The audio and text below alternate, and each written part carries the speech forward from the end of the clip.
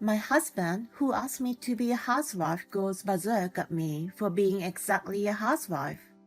And my mother-in-law keeps pace with him and criticizes me every day. If you are there to show the slightest rebellion, if you can't obey us, get the heck out. At last, I'm left in the middle of nowhere in the dark with nothing but my clothes on. I might not make it.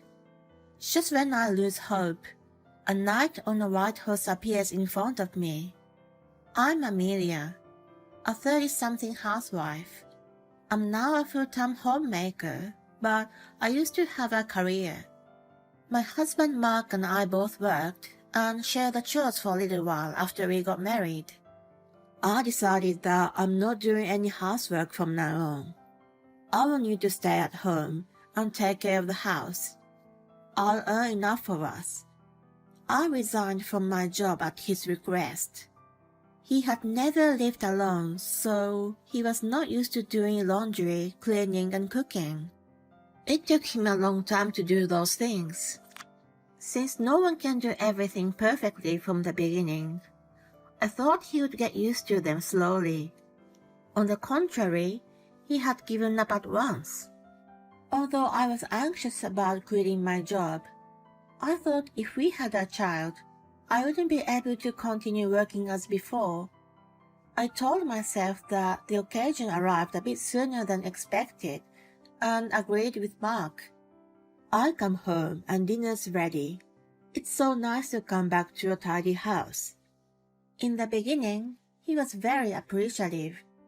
I was motivated by his happiness and did my best to keep a nice home for him.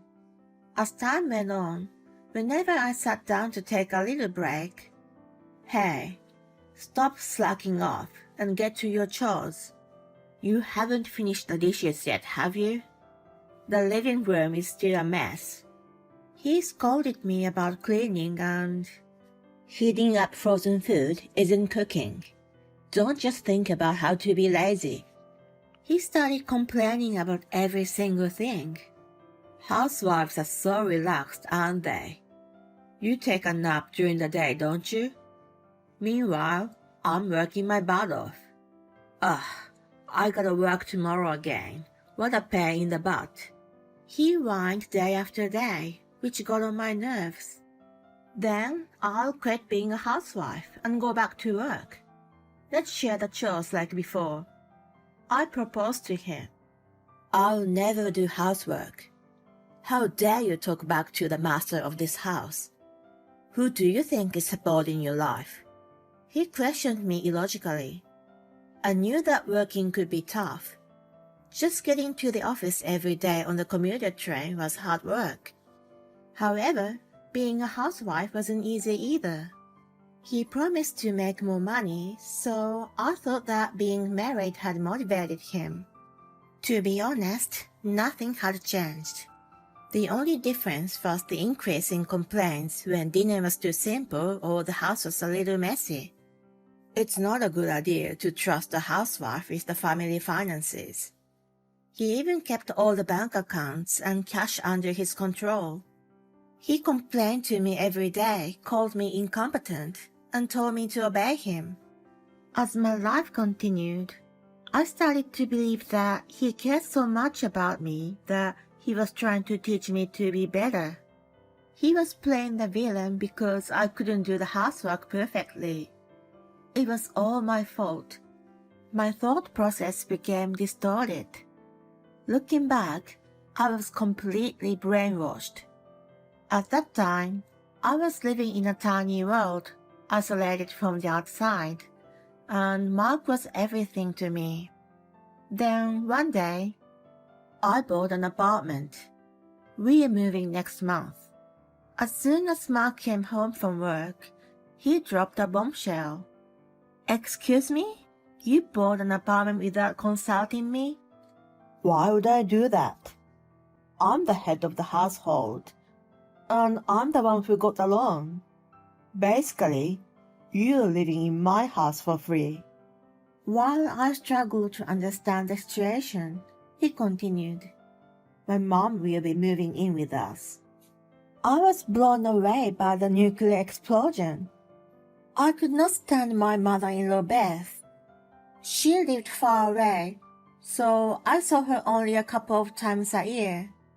In those short visits, she tormented me with a 4 years' worth of harassment. Whenever we were alone, she even spoke to me in a way that degraded me. I loathed her. Mark told me before we got married. My mom has a harsh tongue. She must be lonely since my dad passed away and doesn't have any bad intentions. You don't have to see her so often. I'm sorry to put you through this. Even after we get married, you don't have to deal with her any more than now. We'll never have to live with her, but I only ask you to visit her with me occasionally. That was why I had been putting up with her for a while. Wait a minute. Didn't you say we'll never have to live with her? I protested, but he was having none of it. Circumstances have changed, so just do as I say. He became furious. I never wished to be a housewife. I became one because he asked me to. I wanted to remind him, but when he raised his voice at me, my body stiffened and I couldn't say anything. Although it was a fact that I became a housewife at his request, I was being supported financially by him. When I thought of that, I couldn't argue with him. I wondered where the sweet guy I had married had gone. The moving day arrived, and I moved to a new apartment unconvincingly. It was a brand new building close to the train station. Beth had already been waiting there.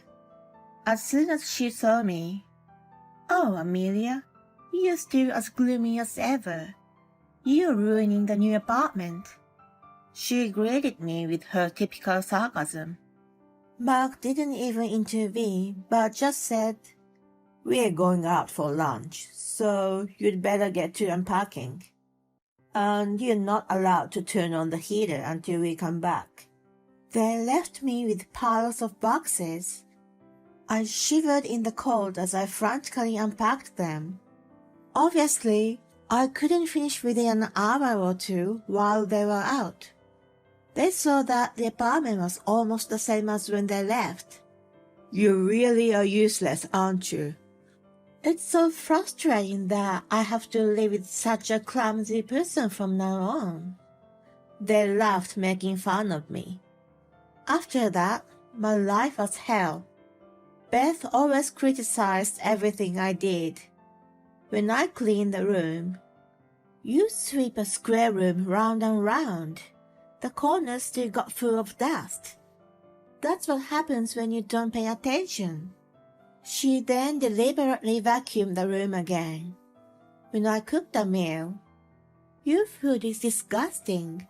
I feel sorry for my son who's been forced to eat it. I'll make it again." She threw the food in a bin. When Mark came home, she reported a million lies about me neglecting the housework, how much she'd been struggling, and so on.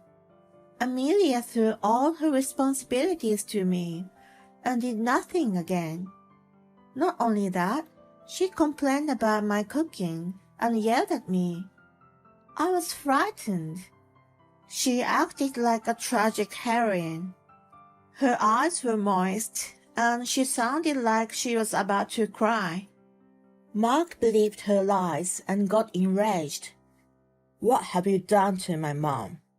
He threw the remote control, which hit the wall and made a dent. I don't remember saying such a thing to her. It's her who complained about my cooking. I retorted desperately. I was shaking, but I could not remain silent. "Liar, she's lying," Beth tearfully pleaded. "I know, Mom." He rubbed her back and glared at me. "You made her cry. Who do you think is supporting you to be a housewife?" I had enough. He grabbed my arm and dragged me out of the apartment. I was wearing my sandals and almost fell being pulled by him. Then he ordered me to get in the car and forced me into the passenger seat. There was Beth with a giddy look in the back seat. He started the car. I asked him where we were headed, which was ignored. We drove through the center and got farther and farther away from the town. We drove for about an hour and came to the densely wooded area in the dark. Suddenly, the car stopped. "Get out." What? I couldn't understand what he meant. "I'm telling you to get out of the car." "Why here?" "Shut up. If you can't obey us, get lost. Don't come back to us." "Don't tell me you're going to leave me in the middle of nowhere at this hour." I desperately grabbed the seatbelt, but he forcefully threw me out of the car. "Wait! Don't leave me here." I shouted desperately while they watched me from inside the car with smirks. Then they drove off.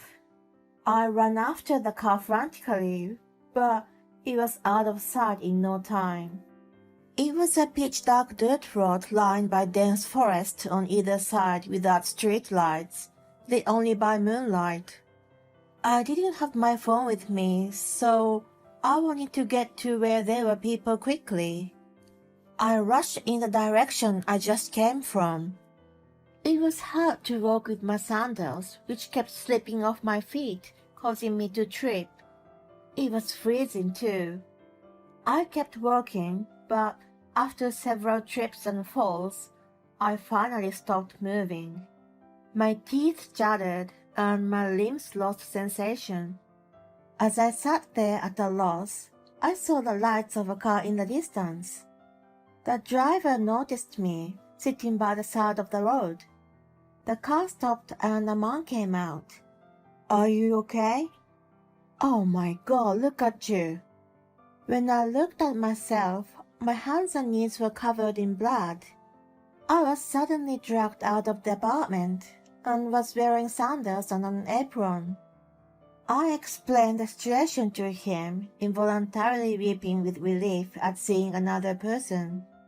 He covered me with his suit jacket. "I'll take you home."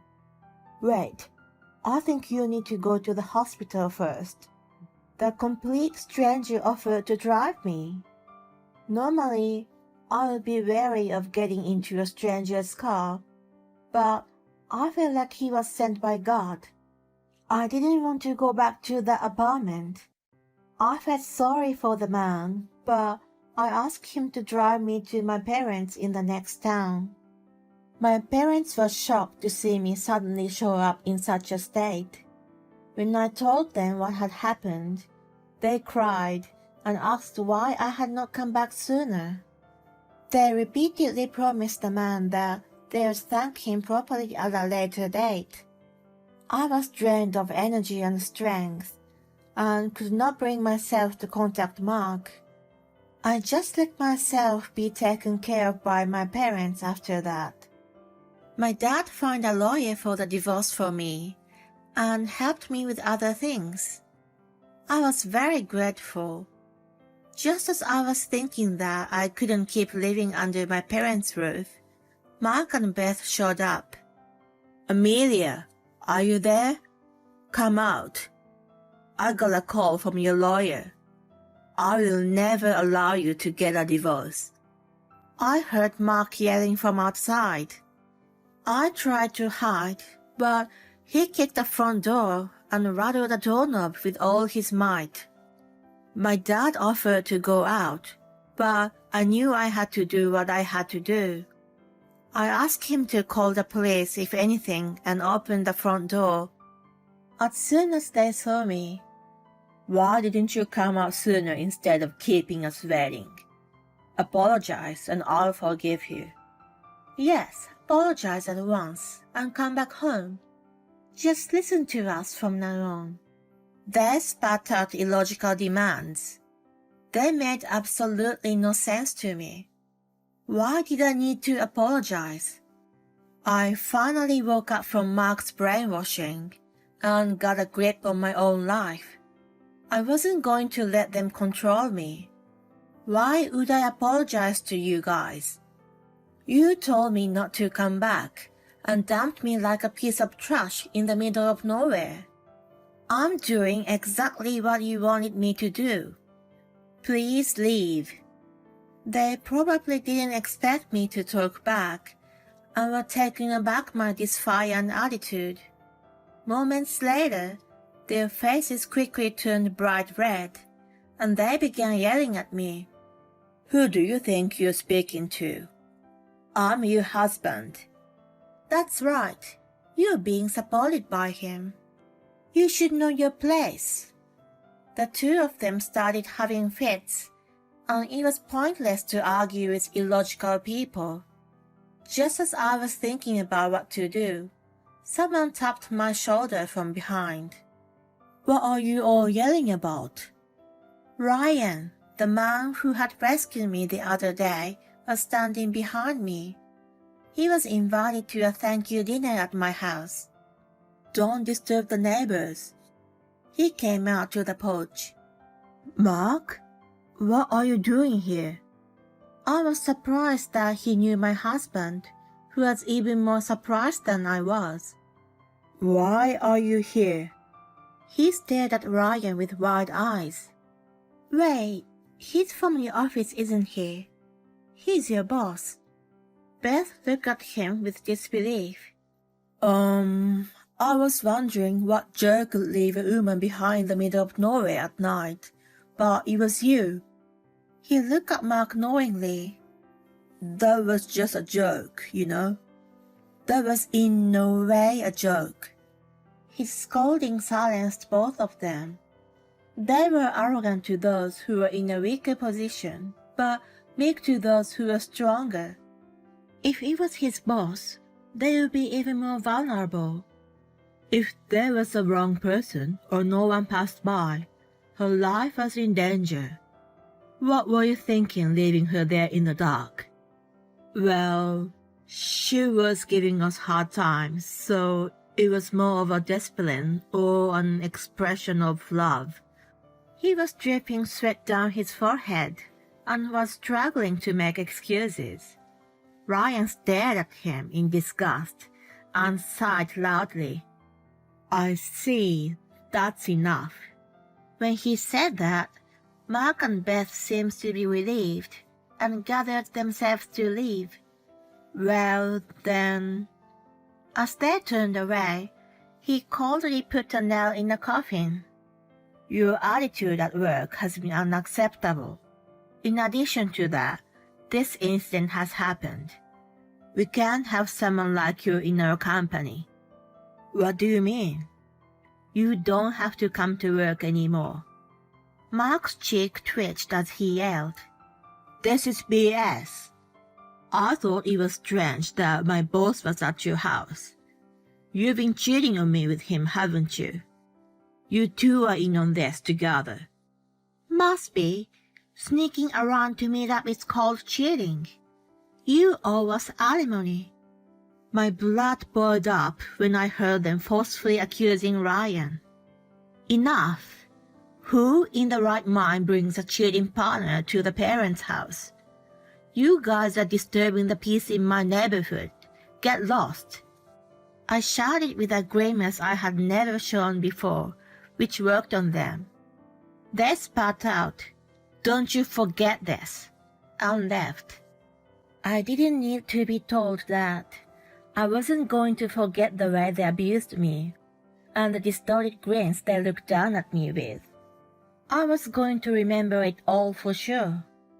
Wow, what a rumbling voice. You did it. He cracked up, clapping his hands. I smiled shyly with a mixture of embarrassment and happiness, an indescribable emotion. We have kept in touch since then. Mark never had to report to work and left the company voluntarily without giving notice. His professional field is relatively small. Rumors quickly spread that he's the kind of guy who abandons his wife in the middle of nowhere, and he's struggling to find a new job. He bought a new apartment to live in with his mom, but He was behind in his loan repayments and had to put it on the market. They are now living in a downgraded apartment together. I guess it was impossible for me to enter into their lives as a daughter-in-law, as they seem to trust only themselves. I'm in the process to get divorced now, and living alone near my parents. Today, Ryan is coming over for the first time. I don't know what he saw in me, but he asked me out sincerely. I was attracted to him and decided to take a chance. While I'm cooking his requested beef stew, I'm excited looking forward to having him over.